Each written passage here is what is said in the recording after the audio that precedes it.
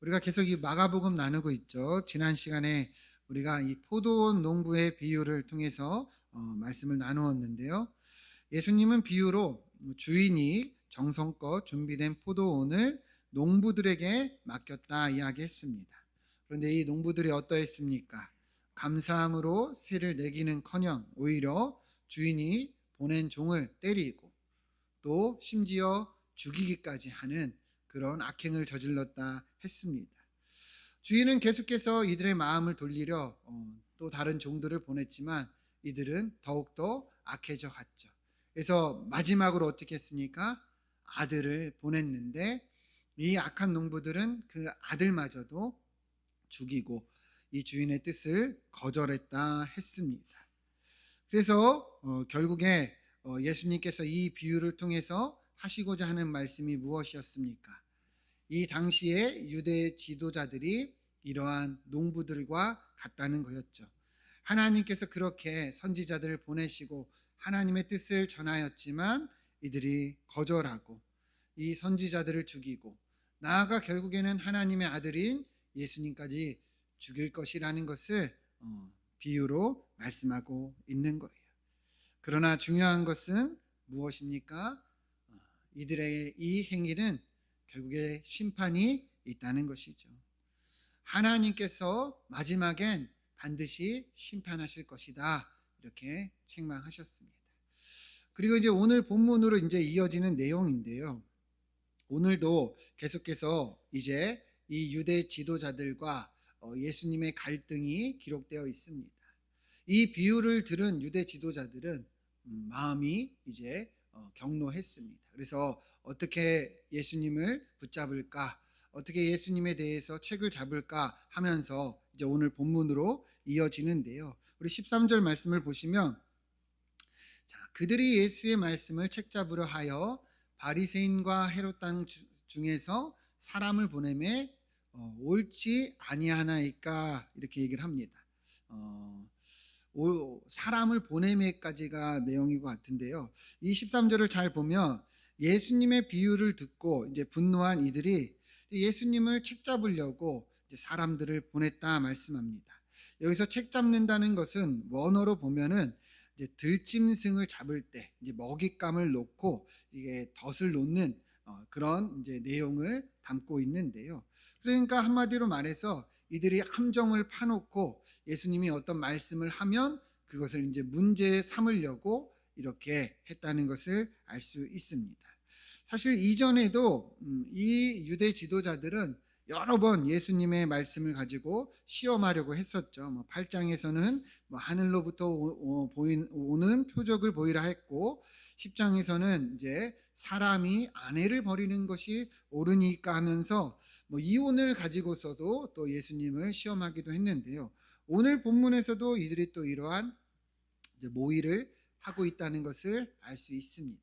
여러분 13절을 잘 보면 그런데 이들이 누구를 보냈다고 말합니까? 바리새인과 헤롯 땅 중에서 사람을 보냈다 이렇게 얘기를 합니다. 앞서 예수님과 갈등을 일으켰던 사람들은요, 사내들인 공회의 대제사장 또 장로들 서기관들이었습니다. 근데 이들이 지금 자기들이 직접 나서지 않고 누굴 보낸 거예요? 이 바리새인과 헤롯 땅 사람들을 보냈다는 거죠. 왜 그랬을까요? 이들이 이제 최고 기관의 이제 사람들로 이제 전면으로 드러나서 예수님과 갈등하는 모습을 보이는 것이 아마도 부담스러웠던 것 같습니다. 이때만 해도 이제 많은 백성들이 예수님을 따르던 그런 상황이었기 때문에 혹여나 문제가 생길 수도 있기 때문에 이제 이런 이제 사람들을 보냈다는 것이죠. 자, 그러면 이 바리새인과 헤롯 땅 사람들은 누굽니까? 바리새인들은 우리가 너무 잘 알고 있죠. 유대교 분파 중에 하나로 율법을 철저히 지키지만 이들은 이제 외식 때문에 예수님께 책망을 많이 받았던 무리들이었고, 헤롯 땅 사람들은 여러분 잘 모르시죠? 사실 성경에도 잘 이렇게 설명되어 있지 않지만 이 이름을 보면 좀 알 수 있는 것이 헤롯 땅 이렇게 얘기를 하죠. 헤롯이 누굽니까? 당시 이 유대 지역을 다스리던 왕입니다. 여러분 이 당시에 이스라엘은 로마의 지배를 받고 있었단 말이죠. 그런데 로마가 이 헤롯 왕에게 이 유대 지역을 이 관할할 이 역할을 또 이 권한을 위임을 했습니다. 그래서 이제 헤롯 왕이 이 유대 지역을 다스렸는데요. 그러다 보니까 이 헤롯을 따르던 사람들이 많이 있었어요. 그래서 이 왕에게 붙어가지고 여러 부분에서 경제적으로나 정치적으로나 자리를 잡고 이익을 보던 이 무리들이 있었는데 그 사람들을 이제 헤롯 땅 사람들이다 이렇게 부른 거예요. 이해가 되십니까? 자, 그런데 한번 생각을 해보면 그러면 실제적으로 보면 이 바리새인과 헤롯 땅 사람들은 이제 지배층과 피지배층이라 볼 수 있죠. 유대 지역을 다스리던 사람들이고 그리고 또 그 가운데 있던 이제 백성들인데 사실은 원래가 이들이 사이가 좋을래야 좋을 수도 없었고 이들은 여러 가지 이제 갈등이 있었는데 중요한 것은 오늘 본문에서 이야기하는 것이 그러함에도 예수님을 책잡고자 하는 데 있어서는 이들이 어떤 거예요? 마음을 합치고 있었다라는 것을 알 수 있는 거죠. 왜 그럴까요? 그만큼 이들 모두의 이제 경계가 되는 것이 예수님이었다는 거예요. 예수님이 이제 많은 이적을 행하고 많은 무리들이 따르니까 이 기득권들은 예수님을 이제 못마땅해 여겼던 거고 어떻게든 이제 문제를 삼고자 하려 했다는 것이죠. 그래서 오늘 본문에서도 어울리지 않는 이 두 부류가 같이 이제 예수님을 책잡으려 하고 있다는 것을 알 수 있는데요. 그래서 이들이 이제 어떤 덫을 놓느냐, 어떤 함정을 파느냐, 우리 14절을 보면 이렇게 얘기를 합니다. 먼저 이 사람들이 와서 예수님께 뭐라고 부릅니까? 선생님 이렇게 부릅니다. 선생님. 선생님은요 원어로 보면 디다스칼로스라는 이제 헬라어인데 굉장히 이제 높이는 그런 존칭의 표현이에요. 존경과 이 경의를 닮아서 이렇게 오더른에게 높이는 그런 표현입니다. 단순한 선생님이라는 의미보다는 훨씬 더 높은 이제 존경의 의미를 담고 있는데요. 그러면 왜 이들이 이렇게 예수님을 이렇게 불렀을까? 자, 이어지는 내용을 계속 보면 또 뭐라고 하느냐? 선생님 부르더니 우리가 아노니 당신은 참되시고 아무도 꺼리는 일이 없으시니 이렇게 얘기를 합니다. 당신은 참되시고 아무도 꺼리는 일이 없다. 그러니까 예수님에 대해서 계속 어떻게 하는 거예요? 칭찬을 하는 거죠. 높이는 거죠. 굉장히 극찬을 하는 거예요. 이는 사람을 외모로 보지 않고 오직 진리로서 하나님의 도를 가르침이시다. 그러니까 예수님에 대해서 너무도 높은 평가를 하고 있어요. 예수님은 늘 진리로 하나님의 도를 가르치는 분이시다라고 이렇게 극찬을 하고 있는 겁니다. 그럼 왜 이들이 이렇게 이야기를 할까요? 이유는 간단합니다. 이들이 어떻게든 지금 함정을 파고 덫을 놓고 있는데 예수님이 걸려 넘어지게 하기 위함이죠. 그러니까 지금 이들은 예수님을 계속 칭찬하면서 예수님이 마음이 들뜨기를 바라는 거예요. 그러면서 이렇게 우리가 이제 질문을 할 것인데 당신은 이렇게 뛰어난 분이니까 대답을 하실 수 있을 것입니다. 당신은 이렇게 하나님의 도를 가르치고 진리를 아는 분이니 얼마든지 우리가 묻는 질문에 답변을 하실 거예요. 이런 것을 이제 유도하고 있는 거예요. 여러분 이해가 되십니까? 교묘하게 계속 띄워주면서 자기들이 파놓은 이 함정에 이제 걸려들게끔 이들이 이제 유도하고 있는 거예요. 그래서 이어지는 내용을 보면 이제 본심이 나타나는데 이들이 묻는 질문이 무엇입니까? 가이사에게 세금을 바치는 것이 옳으니까 옳지 아니하나이까 이렇게 물었습니다. 여러분 가이사가 누굽니까? 로마의 황제입니다. 그러니까 로마의 세금을 내는 것이 옳습니까? 옳지 않습니까? 이렇게 묻는 거예요. 그러면 이 질문이 왜 문제가 되느냐? 여러분 이제 잘 들으세요. 앞서 이스라엘은 어디의 식민지라고 그랬죠? 로마의 식민지라고 그랬습니다. 그래서 이 로마의 식민지이기 때문에 이 로마의 여러 세금을 이스라엘 백성들이 냈단 말이에요.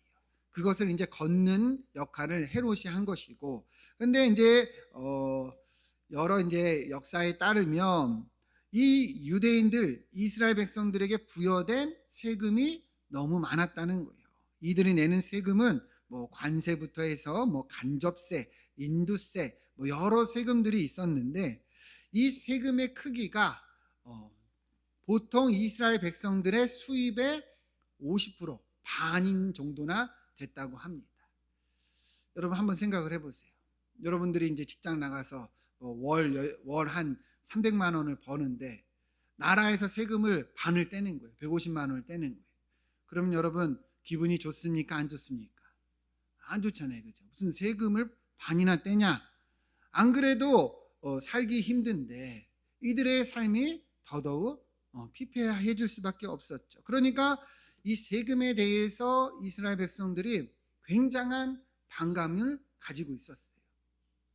더욱이 인두세라는 것은 이 유대인들만 내게 했어요. 그래서 이 유대인들이 이 인두세를 생각하면 노예세라고 생각을 했습니다.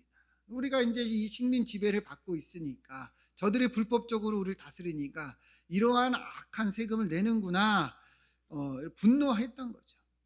더욱이 여러분 이뿐 아니라 이 로마는요 로마를 다스리는 황제를 신으로 숭배하는 그런 정치적인 그러한 이제 사상들이 있었습니다. 그러한 이제 법이 그러했기 때문에 이 로마의 동전을 보면은 뭐가 있었냐면 로마의 황제의 이 형상이 그려져 있었어요. 가이사의 형상이 동전에 그려져 있는 거예요. 로마의 화폐.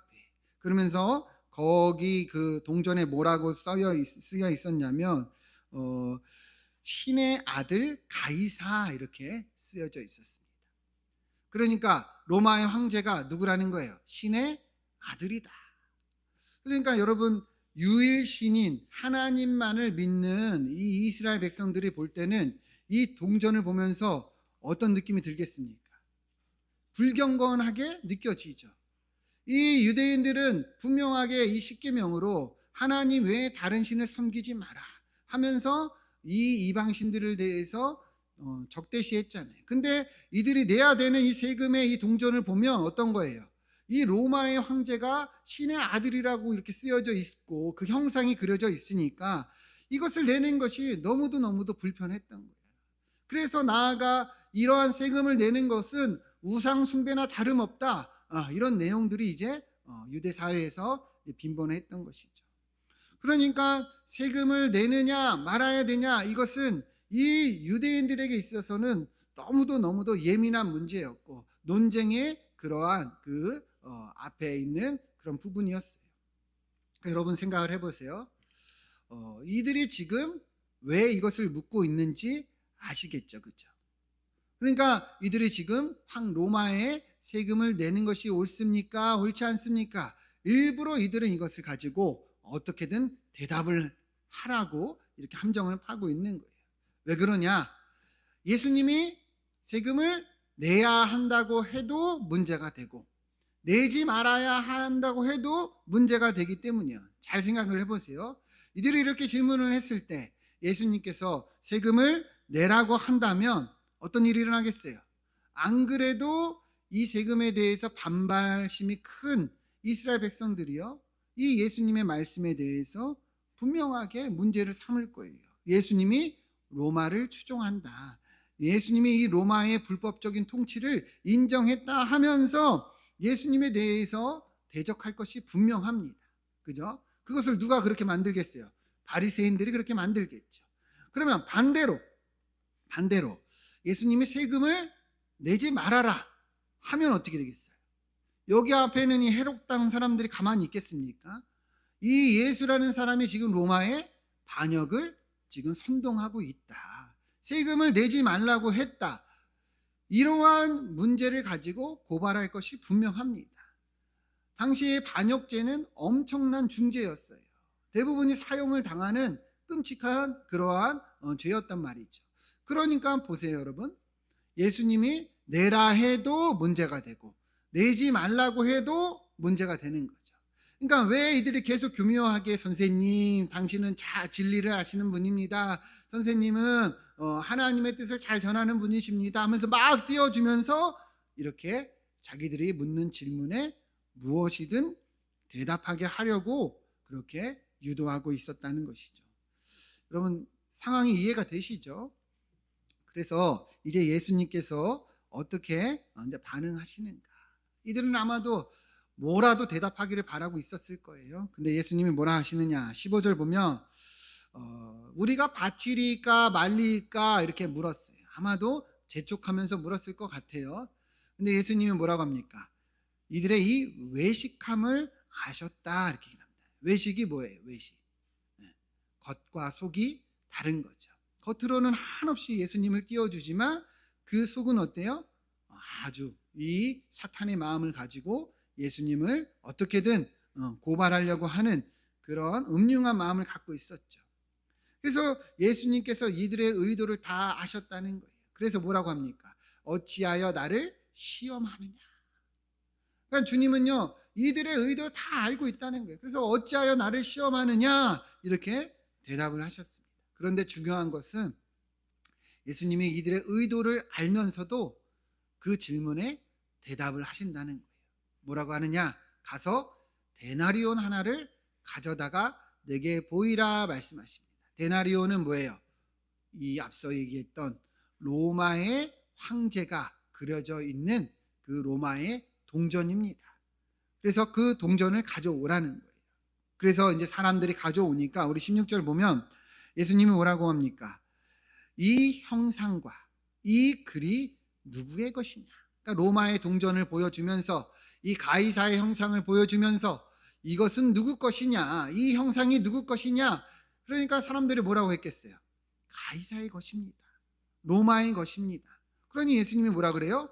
그러면 로마의 것은 로마에 바쳐라. 황제의 것은 황제에게 바쳐라. 너희가 생각할 때 이것이 황제에게 속한 것이면 황제에게 바쳐라. 그리고 뭐라고 하십니까? 하나님의 것은 하나님께 바쳐라. 그러니까 가이사의 것은 가이사에게, 하나님의 것은 하나님께 바치라는 거예요.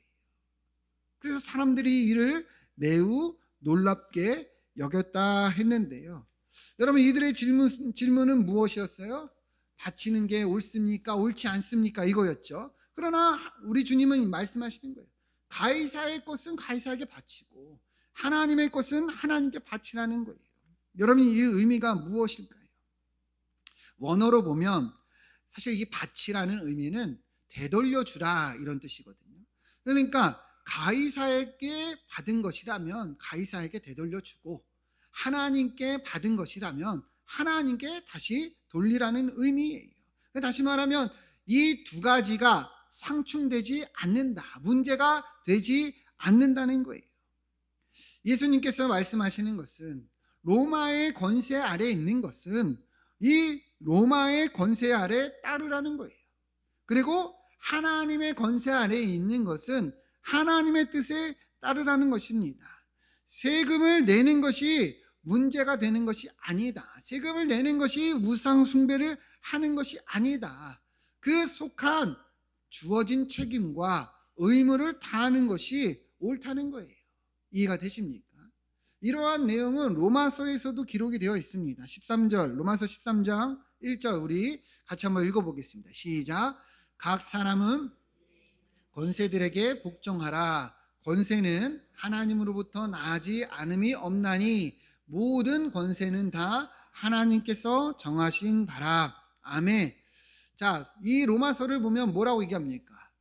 모든 사람들은 권세에 복종하라는 거예요. 그러니까 세워진 이 권세, 위정자들에게 복종하는 것이 옳다는 거죠. 왜 그러니까? 이런 권세는 누가 정하신 거예요? 하나님이 정하신 거예요.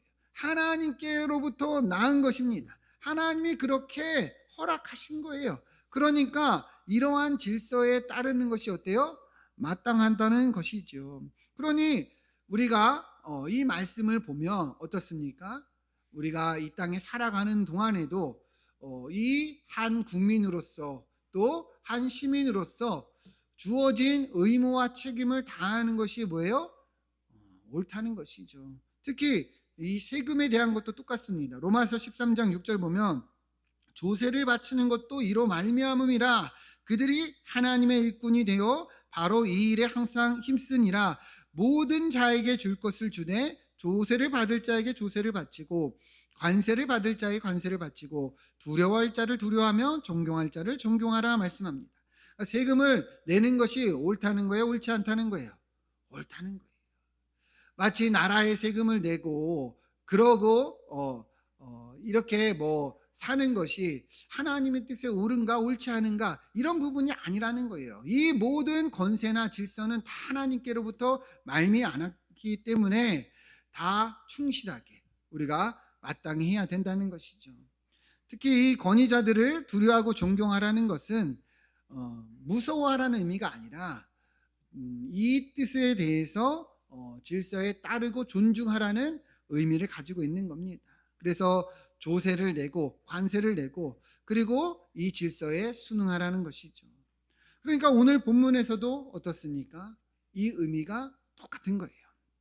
예수님께서 가이사에게 것은 가이사에게 바치고 하나님의 것은 하나님께 바쳐라 이렇게 말씀하셨는데 로마에게 속한 것, 로마에 내야 될 세금은 드리라는 거예요. 그것이 마땅할 의무요 책임이라는 것이죠. 왜 그래요? 이 로마도 하나님이 주신 권세이기 때문이죠. 하나님이 세우신 질서이기 때문입니다. 그러니까 이것을 뭔가 이율배반적으로 느낄 것이 아니라 뭔가 이것이 상충된다 여길 것이 아니라 다 책임과 의무를 다하는 것이 하나님의 뜻이라는 것을 말씀하고 있는 겁니다. 그러니까 우리도 똑같은 거죠. 믿는 성도들이 여러분 오늘날 우리가 어떻게 살아가야 되는가 분명합니다. 우리도 늘 이 나라와 특히 위정자들 대통령을 놓고 기도해야 되고 그리고 그들이 이 질서를 우리가 따르고 그리고 맡겨진 의무와 책임을 다해야 된다는 것을 알 수 있는 것이죠.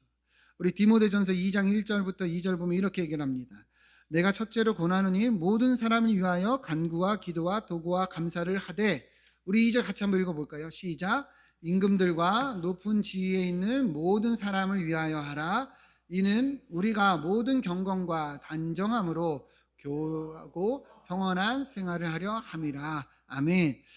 하나님은 분명하게 말씀하고 있어요. 높은 지위에 있는 모든 사람들을 위해 기도하라. 이것이 뭐예요? 하나님의 뜻이에요. 마땅하다는 거예요. 우리가 성도로 살아가는 데 있어서 나라와 민족, 더 나아가서 우리 위정자들, 대통령과 정부와 또 우리 국회를 위해서 또 사법부를 위해서 우리는 기도해야 된다는 것입니다. 그게 성도의 뭐예요? 당연한 도리라는 것이죠. 왜요? 다 이 모든 권세가 누구로부터 난 거예요? 하나님께. 누가 정하신 거예요? 하나님께서 정하신 거죠. 사실 오늘날 우리 한국 교회를 보면 그렇지가 않을 때가 많아서 마음이 많이 아프죠. 교회가 정치에 연루되고 많은 목회자들이 개입돼 있고 성도들이 또 교회가 좌우로 나뉘어서 이 편향적인 사고를 하고 그래서 무조건 한쪽 편을 들 때가 많습니다. 그런 것을 보면 너무 마음이 아파요. 여러분 하나님은 분명하게 말하고 있습니다. 진보 정권이나 보수 정권이나 그러한 정권이 아니라 하나님이 세우신 이 권세에 복종하고 그들을 위해서 기도하라는 거예요. 여러분 우리는 다 인간이기에 정치적인 그런 성향들은 있을 거예요. 그죠? 그러나 그것이 중요한 것이 아니라 하나님이 우리에게 이 권세에 복종하고 질서에 따르고 기도하라고 말씀하신 거예요. 특별히 이것은 지난 정권이나 이번 정권이나 똑같습니다. 지난 정권에서도 그 정권을 위해서 우리가 기도해야 되는 것이 분명했고 지금 정권에서도 이 정권을 위해서 우리는 기도해야 될 줄 믿습니다. 여러분 이 하나님의 말씀을 온전히 세우고 그리고 그렇게 순종하고 따르기를 축원드립니다. 특히 부여된 의무와 책임을 다해야 돼요. 앞서도 얘기했지만 세금이나 법과 질서를 잘 따라야 합니다. 그러니까 모든 면에서 성도는 정직하게 성실한 태도를 가지고 하나님의 백성이자 나아가 이 대한민국의 이 국민으로서 그 역할을 다해야 한다는 것이죠. 반드시 기억해야 되는 것은 그리스도인은 질서를 거스르는 사람이 돼선 안 된다는 거예요. 질서를 지키며 세우는 자들이 되어야 합니다. 저도 지지난주에 세금을 2번이나 냈는데 여러분들도 열심히 세금 내시고 마땅히 의무를 다하시고 특히 법과 질서를 잘 지키시고 무단횡단하지 마시고 빨간불에 건너지 마시고 그렇게 모범이 되는 또 우리 성도님들 되기를 축원드립니다. 계속 보시면 자 이제부터 이제 정말 중요한 의미인데 16절부터 다시 보시면 예수님께서 이 로마의 동전 데나리온을 가져다가 보시면서 이 형상의 이 동전의 형상이 누구의 것이냐 하면서 가이사의 것이다 했죠. 그래서 뭐라 그랬어요? 이 형상을 보면서 가이사의 것은 가이사의 것. 그 다음에 뭐라고 그랬습니까? 하나님의 것은 하나님의 것. 그러니까 지금까지 우리는 가이사의 것, 나라에 이 속한 것, 책임과 의무를 다한다 했죠. 그럼 그 다음에 것, 하나님의 것은 하나님께 바치라는 이 의미를 우리가 분명하게 봐야 되는데요. 문제는 이제 사실은 후자예요, 후자. 아마 여기서 이 나라의 국민으로서 책임과 의무를 회피하는 분들은 아마 별로 없을 거예요. 여러분들 중에 세금 안 내시는 분들 한번 눈 한번 깜빡하세요. 세금 안 낸다 하시는 분들, 체납하신 분들 있습니까? 없습니까? 다 내잖아요, 그죠? 저절로 내줘요, 그죠? 저절로 월급 받으면 다 떼어가잖아요, 그죠? 저절로 내줘요. 그리고 뭐 법이 있기 때문에 웬만하면 다 지키고 삽니다. 근데 중요한 거는 뭐냐? 우리가 이 하나님의 것은 하나님께 바치고 있냐는 것입니다. 이게 이제 중요한 것이죠. 우리 창세기 1장 26절 보면 하나님이 이르시되 우리의 형상을 따라 우리의 모양대로 우리가 뭘 만들자 그랬습니까? 사람을 만들자. 여러분 잘 보세요. 하나님이요 사람을 누구의 형상대로 만들었어요? 하나님의 형상. 저와 여러분이 누구의 형상이에요? 하나님의 형상. 자, 예수님이요 이 로마의 동전에 있는 가이사의 형상을 보고 뭐라고 말씀했습니까? 가이사의 것은 가이사의 것. 우리는 누구의 형상이에요? 그럼 우리는 누구의 것입니까? 여러분 고백하십니까? 우리는 하나님의 것이에요. 다시 말하면 우리는 하나님의 것이기 때문에 우리도 어떻게 살아야 되는 거예요? 하나님께 영광을 돌리고 하나님의 것을 돌리고 살아가야 한다는 거예요. 여기서 원 의미가 되돌린다는 의미죠. 여러분과 저의 삶이 누구로부터 말미암은 거예요? 하나님으로부터 말미암은 것이죠. 그러니까 우리가 늘 하나님께 감사하고 영광 돌리며 그렇게 살아야 하는 것이 뭐예요? 마땅하다는 거예요. 앞서도 얘기했잖아요. 나라에서 부여된 책임과 의무를 다하고 하나님께 속한 것은 하나님께 다하라. 근데 우리가 이 전자는 너무 잘하는데 후자는 어떠냐는 거예요. 여러분들이 대한민국 국민이시죠. 네. 근데 하나님의 백성은 아니냐는 거예요. 대한민국 국민으로서는 잘 살고 잘 하고 계신데 하나님의 백성으로서는 그 마땅한 책임과 의무를 다하고 있냐는 것이죠. 그 책임과 의무가 뭘까요? 뭐 이것만 얘기해도 몇 달은 설교할 수 있겠지만 간단히 얘기하면 앞서도 얘기한 뭐 조세와 같은 거예요. 우리가 하나님께 드려야 될 것들 그 의무와 책임이 있습니다. 구약시대 때는 성도들이 11조와 성전세를 내면서 공동체를 이루었고 신약시대에도 11조와 이 자원하는 헌금을 들여서 공동체를 교회를 이끌어 나갔어요. 근데 여러분 우리는 어떠냐는 거예요. 하나님 앞에 너무도 아까워하고 있어요. 이거 내면 내가 어려울 거라고 생각합니다. 여러분 그런데요 첫 단추가 잘못 깨어지면요 그 다음부터는요 아무리 잘 끼려고 해도 깨워질 수가 없어요. 여러분 우리가 하나님의 것이고 우리의 모든 소유가 하나님이 주신 것이라고 한다면 여러분 11조를 내는 것을 왜 어려워합니까? 이 첫 단추가 끼워지지 않는데 세 번째 네 번째 단추를 아무리 다시 껴도 안 되는 거예요. 여러분 내가 애쓰고 내가 노력해서 여러분들이 살 것 같죠? 그러면 부유해질 것 같죠? 절대 그렇지 않아요. 하나님 뭐라 그랬어요? 하늘에 나는 새도 들에 핀 백합화도 하나님이 다 입히시고 먹이시고 다 돌보신다 그랬습니다. 여러분, 우리가 그러한 의무와 책임이 있는데 여러분, 우리는 어떻게 살고 있냐는 것이죠. 세금 내는 것은 당연하고 하나님께 드리는 것은 너무도 아깝고 너무도 이게 크게 보인다면 여러분, 우리는 이 믿음 앞에서 다시금 돌아볼 수 있어야 되는 것이죠. 나아가 예배도 똑같습니다. 여러분, 예배는 우리가 마땅히 하나님께 드려야 할 의무요 책임입니다. 우리가 하나님의 형상이고 하나님의 것이라며 이 예배의 자리를 여러분 목숨을 걸고 지켜야 되는 거예요. 왜요? 우리가 하나님께 속했잖아요. 이게 마땅한 의무와 책임입니다. 하나하나 자꾸 밀어내고 타협하고 어느덧 이 예배는 저 멀리 가 있는 우리의 삶을 돌아보자는 것이죠. 봉사하고 섬기고 나아가 우리가 이 땅에서 소금과 빛으로 살아가는 것이 주어진 책임과 의무라는 것을 여러분 분명히 알기를 축원드립니다. 우리가 포도원 비유에서 무엇을 보았습니까? 이 악한 농부들의 가장 큰 문제점이 뭐라고 생각하세요? 이 포도원이 자기 것인 것 마냥 결국에 타락하고 변질된 거죠. 그러니까 들어야 할 세금을 냈어요, 안 냈어요? 안 냈잖아요. 세를 안 냈잖아요. 들어야 될 세를 안 냈어요. 우리도 똑같은 거예요. 이 주제가 오늘 본문에서 더욱 확장이 되는 거예요. 우리는 하나님의 형상으로 지음받은 하나님의 것입니다. 여러분, 고백하십니까? 근데 우리는 어떻게 살고 있냐는 거예요. 어느덧 이 삶이 내 것인 것 마냥 내가 주인 되어서 하나님 앞에서 우리는 그렇게 거절하고 그렇게 우리는 살고 있지 않냐는 것이죠. 우리가 이 악한 농부들과 다른 것이 무엇이냐는 거예요. 하나님이 주신 것이 맞습니까? 그런데 왜 하나님께 드리지를 못하고 우리는 그렇게 살고 있냐는 것이냐는 거예요. 우리 고린도전서 8장 6절 보면 우리에게는 한 하나님 곧 아버지가 계시니, 잘 보세요, 만물이 그에게서 났고 우리도 그를 위하여 있고 또한 한 주 예수 그리스도께서 계시니 만물이 그로 말미암고 우리도 그로 말미암아 있느니라. 아멘. 우리가 누구 때문에 있는 거예요? 하나님 때문에 있는 거예요. 여러분, 착각하면 안 돼요. 내 것인 것 같죠? 내 인생인 것 같죠? 내가 주인인 것 같죠?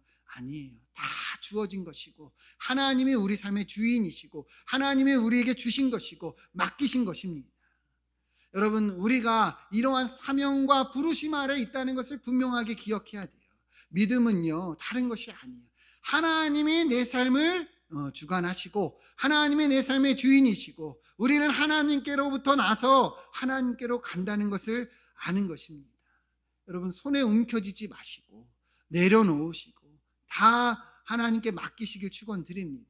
먼저 그의 나라와 의를 구할 때 이 모든 것을 더하시는 하나님을 경험하게 되는 거예요. 여러분, 오늘 말씀을 다시 기억합시다. 가이사의 것은 가이사에게, 하나님의 것은 하나님에게. 여러분, 우리가 주어진 마땅한 의무와 책임이 있다는 것을 분명하게 기억하시고 그 자리마다 그 부르심을 따라 그렇게 우리 사명을 충성하게 감당하며 나아가는 이번 한 주가 되기를 축원드립니다. 기도하겠습니다.